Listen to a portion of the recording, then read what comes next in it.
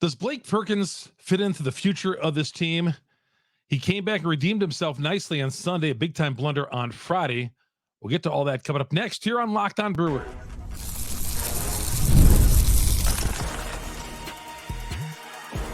You are Locked On Brewers, your daily Milwaukee Brewers podcast. Part of the Locked On Podcast Network, your team every day. Blake Perkins came up huge on Sunday afternoon, and Friday's loss, that devastating loss on Friday night, did not snowball into the final two games of the series with the Reds. We'll get into that coming up here in a little bit. Brewers might be down a key player going into this road trip. We'll get to that as well.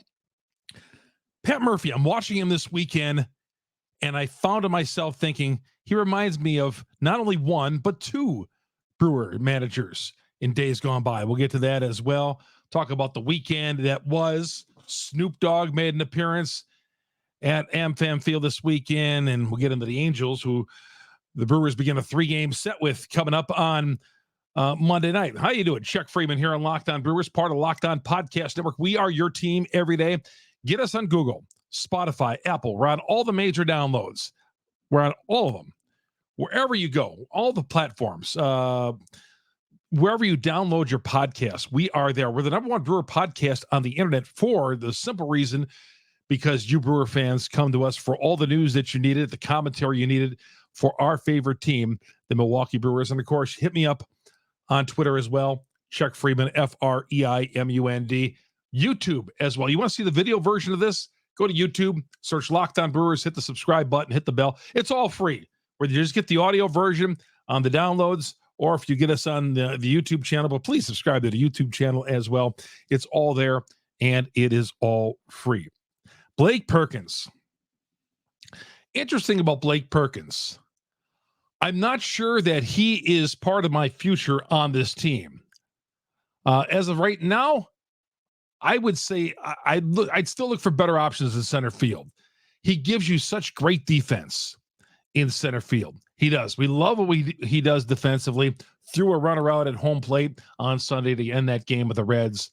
Has made some spectacular catches. Made a great catch in the 8th inning, as a matter of fact, on Sunday afternoon. So he's done the job many, many times defensively. You know, he's hitting like 247 as of Sunday, going after Sunday's game. And what he said on Friday was a little odd. I've never heard a major leaguer talk about a moment being too big for them. Remember, take you back to Friday night, he tried laying down a bunt to finish off that game. Runners on second and third, tried laying down a bunt. I don't know. I still don't know what he was thinking. You know, part of me thought, is he bunting for a base hit? Did he think there was one out and a runner at third? A lot of things went through my mind when I saw him do that. I don't think I've ever seen a baseball game, in the thousands of baseball games I've seen, a hitter at the plate trying to lay down a bunt and a pop out for the final out of the game, or a final out of the game being recorded on a bunt. It just was really odd. But Pat Murphy seems to really have his back. And Murphy has a lot of players' back. We'll get into that a little bit later on. But he just talks about how much he likes Perkins. He's always talking about Perk in his post game and all that. And he's throwing his weight behind Perkins and how much he loves him and his abilities. And, you know, that he knew that Perkins was going to bounce back and eventually make up for that error on Friday. And Murph talked candidly after the game on Friday night about Perkins and making a mistake, a young guy mistake. And he says, hey, young guys on teams are going to make mistakes like that. You're going to have to live with mistakes like that. But I was surprised with Perkins in his post-game interview on Friday. Enjoyed it because he didn't, first of all, he came to he was by his locker or in the locker room, and he didn't avoid the questions. Some guys in that situation would know where to be found. I love the fact that guy was a stand-up guy in front of his locker or near the locker and talked about owning the moment as a mistake. But when he talked about he didn't want to be a hero, I I didn't quite understand that because he has been a hero this year. He has come up with big base hits. He's come up with home runs, key home runs. He's come up with big defensive plays. He has been the hero. He was talking about himself like he's, like he's not a starting center fielder. In sports, you got to have confidence when you play. You have to be confident. You have to have a certain pride, a cockiness when you play. Any type of sports, especially at the major league level, you have to have that pride inside yourself.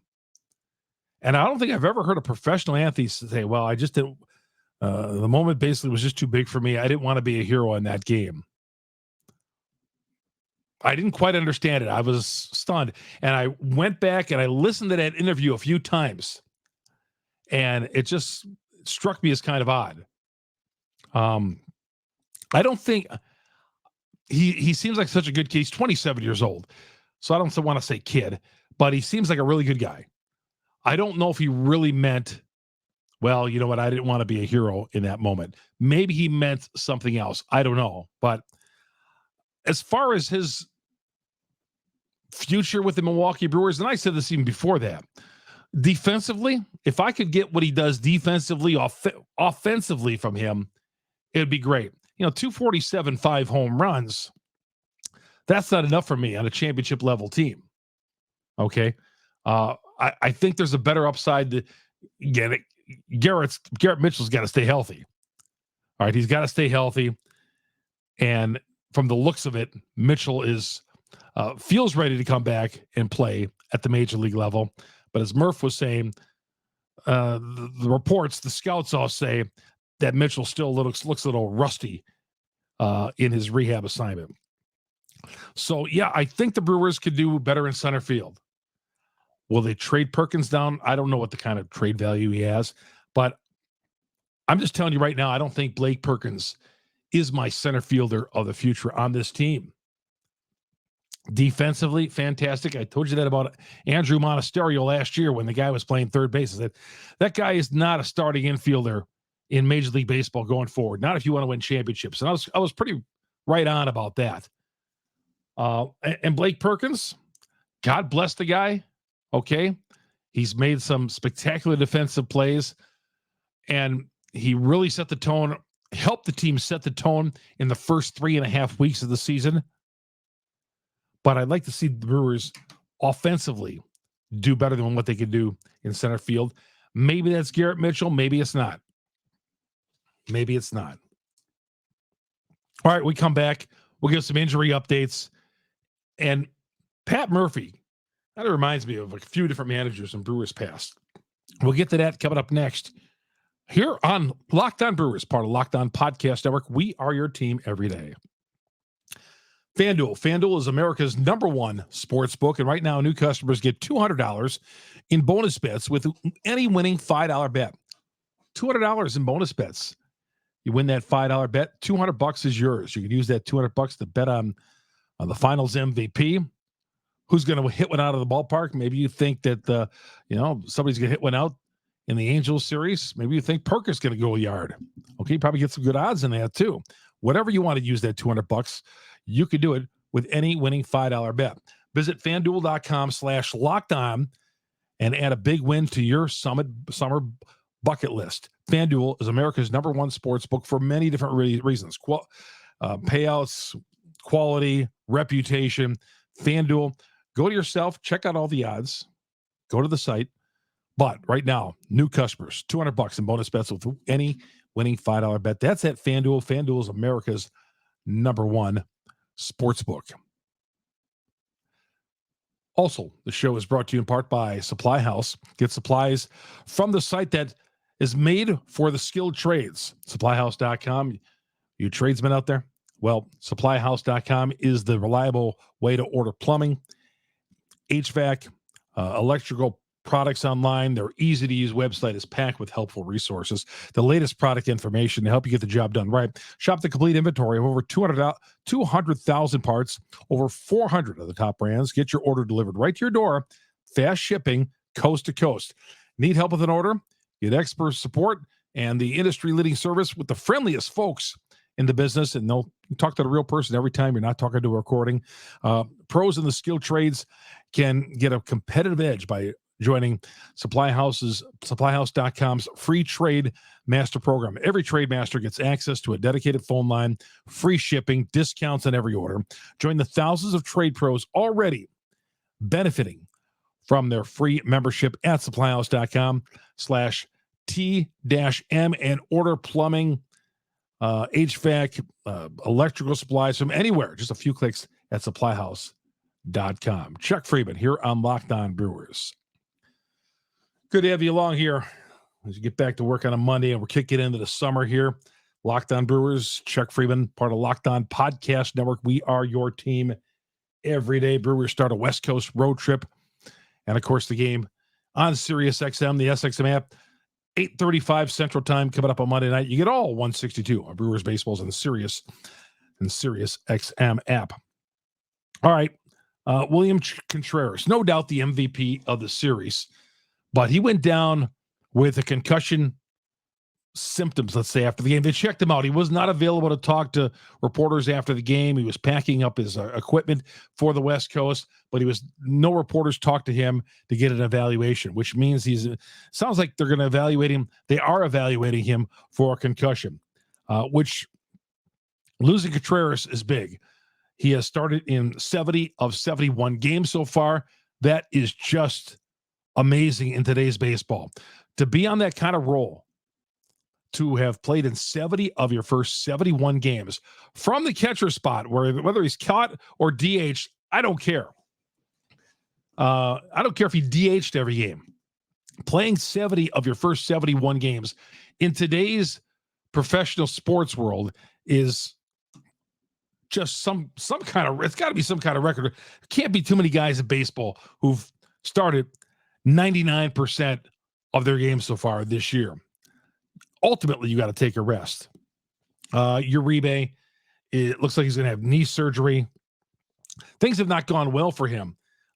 He's got to serve that suspension when he gets back. He had that little tussle he got into, and baseball fined him, suspended him for 4 games, and he's down in the minor leagues, and now he's going to have knee surgery.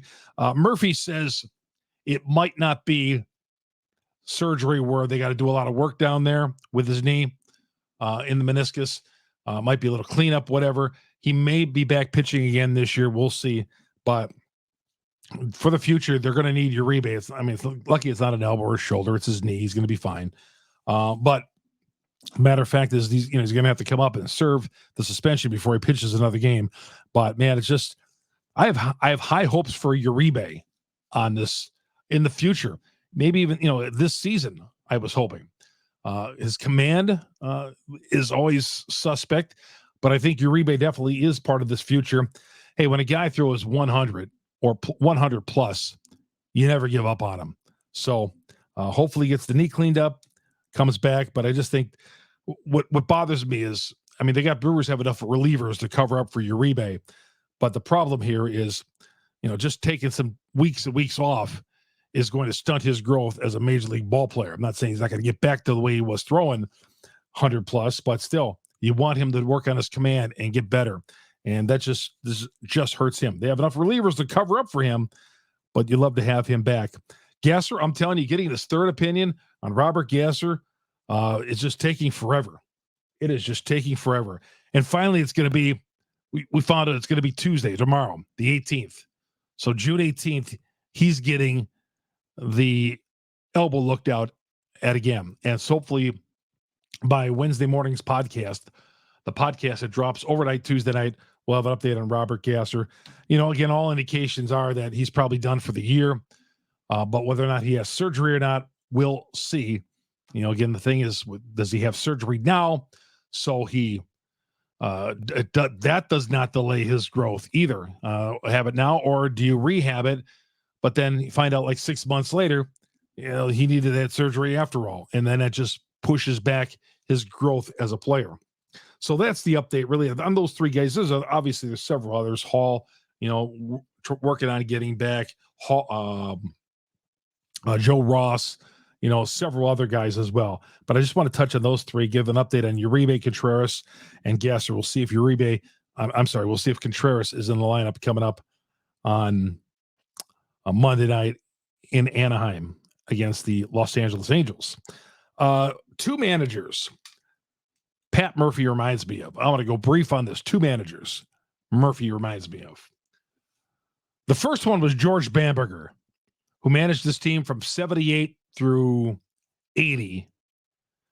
George Bamberger managed winning baseball with the Brewers. His first 3 years, suffered a heart attack, and eventually some other managers took over. He later came back in 85 and managed, but the team was not very good after going to the Mets. But he was a player's manager. He was a player, just like Murph is. He was an older guy, a player's manager. And the thing I remember most about Bamberger as a manager is when Gorman Thomas struck out opening day of 1978, Bamberger's first year, the first year the Brewers had a winning team in 78. He told Gorman tells the story. Gorman talks about how he's dejected in front of his locker and had his head down, struck out 4 times on opening day.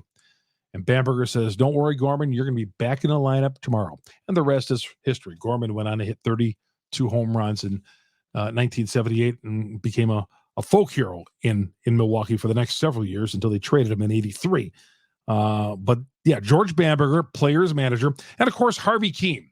Harvey Keene, who took over in June of 82, managed the Brewers to their first World Series appearance and only World Series appearance, and was fired at the end of 83. Another guy who was a player's manager, but both of these guys were short-term fits as managers. Harvey Keene, again, he went to the World Series in 82, but by the end of 83, they still had won like 87 games. But Harry Dalton said, well, Harvey is just not, I don't see him going forward having the pulse of this team. So he thought Harvey was the perfect fit for 82, not necessarily going forward. And Harvey, after that, was out of baseball. But he was a legend for the 2 years he was here. But two guys, Bamberger and Harvey Keene, two guys who had the backs of their players all the time. You'd go into the locker room and interview the manager after the game. Two guys would have their backs all the time. And this is exactly how Pat Murphy is. Older guy, okay, he's not a ornery guy by any means. He always has a good spin on something. He's going to be objective. Like he talked about Perkins after Friday night's game. And then he's going to come back on Sunday and throw him a bouquet of roses, pat him on the back. It just, when you hear Murphy talk, when you hear like those veterans like the Murphy, George Bamberger, Harvey Keene, guys who've been around the game for a long time, they just have a different way of handling themselves and handling their teams, I feel, than maybe some of the younger managers. But it is shown, too, that those older managers don't have a short shelf. They don't have a long shelf life. They have a short shelf life. Two older managers in the past, short life. Ken Maka was an older manager. And he just didn't relate to anybody. So he was not a player's manager. But Keene was, Bamberger was, and Murphy, definitely it's a player's manager. And that term gets used a lot, but just a guy who the players love to play for, they have their back, and everybody in that locker room on the same page. Just go in that locker room. You can just sense and it was that way with Council. I'm not saying it wasn't, but Murphy is just one of those guys who's easygoing. And even when a couple of weeks ago, when Contreras and Adames went into his office and said, "Hey, we kind of like to play. We don't want to sit out of this game. We like to play." It wasn't like Murphy, one of the old school guys, grumpy guys, just, "Nope, you're not playing. Nope. No."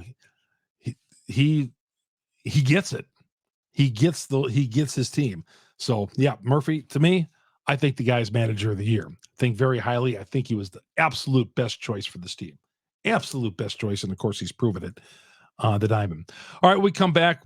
We'll get the weekend takeaways. We'll look ahead to the Angels as well coming up here on Locked On Brewers, part of the Locked On Podcast Network. We are your team every day. PrizePicks, great way to go.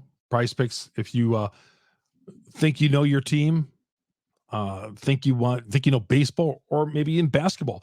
The finals on Monday night. NHL, who you think is going to score more or less on 2 to 6 player stat projections, and you are locked in. Let's say you think Luka's going to dish out, over and under on assists, or you think that maybe you think that Yelich is going to go yard against the Angels on Monday night. You guys play fantasy. You like you like to mix and match and do all that. Now there's a chance to turn your money into thousands of dollars. You could turn $10 into $1,000 by watching your favorite sports. They're America's #1 fantasy sports app for a reason. You have over 5 million active members. Get on daily action with your friends. Become part of PrizePicks community today. Again, baseball's underway. They have, if you play esports, every Wednesday and Saturday in June, if your lineup doesn't win in esports, you get your entry fee back. Choose some Counter-Strike 2, Call of Duty, League of Legends, and all that. But first, you need to go to PrizePicks and download the app. Use the promo code LOCKEDONMLB. Your first deposit match up to $100. Again, download the app. Use a promo code LOCKEDONMLB. Your first deposit match up to $100. Let's say you're going to pick tonight Rodriguez for the Brewers. Under 5.5 strikeouts or 4 strikeouts, whatever it is.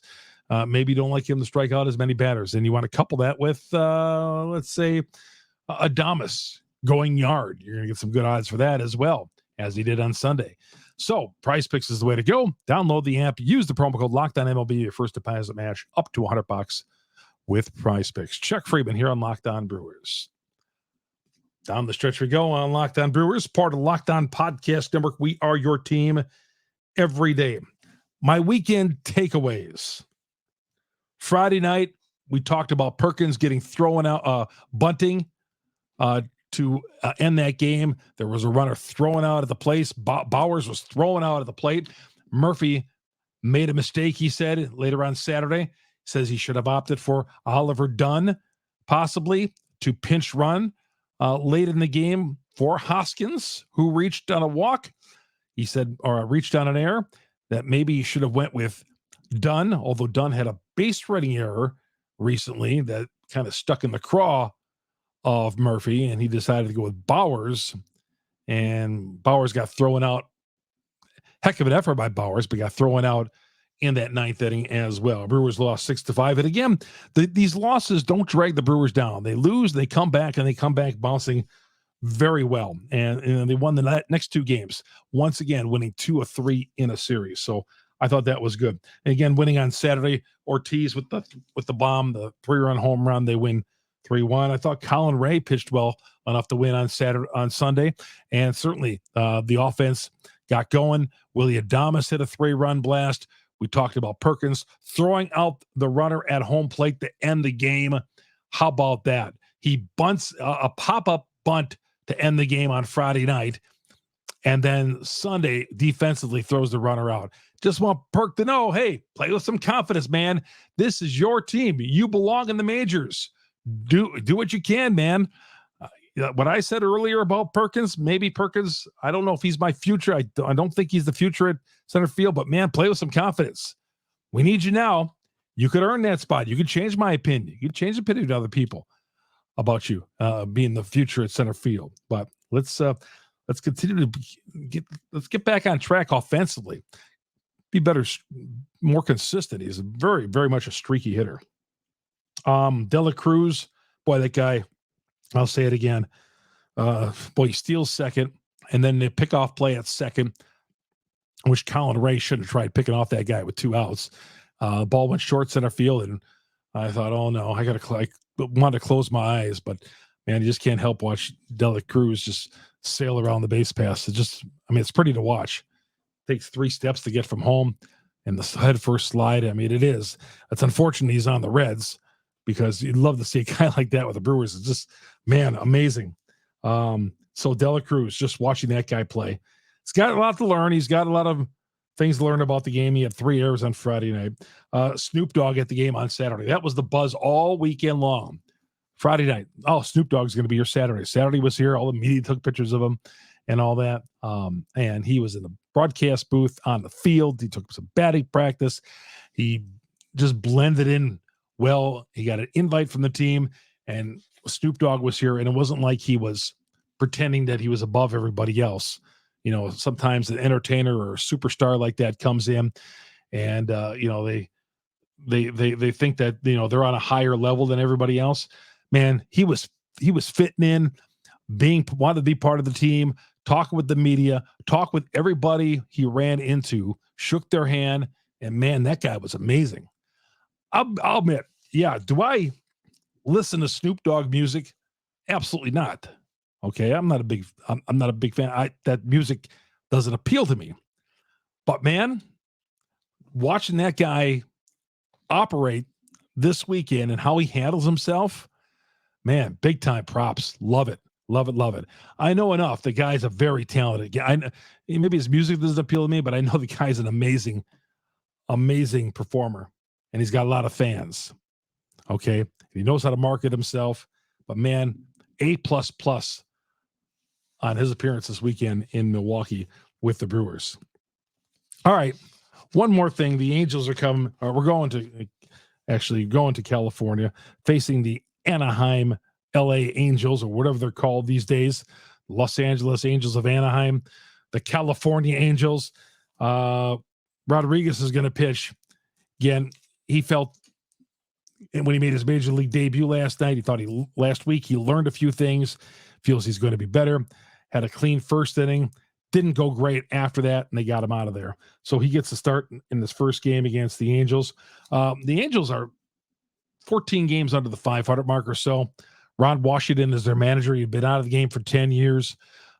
He is not happy with the way things are going. They're not executing. They're losing a lot of one-run games, and they're a bad baseball team right now. Mike Trout, in and out of the lineup, has only played like in 29 games this year. Of course, they traded away Ohtani not traded away. He signed with the Dodgers in the offseason. They chose not to re-sign him. Well, I think that the Dodgers outbid everybody in that deal.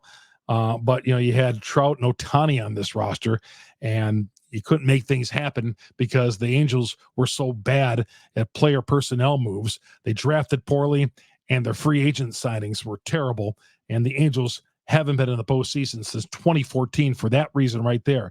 Never able to build around Trout and Ohtani, and that's why they're 14 games at the 500 mark. No Trout in the lineup.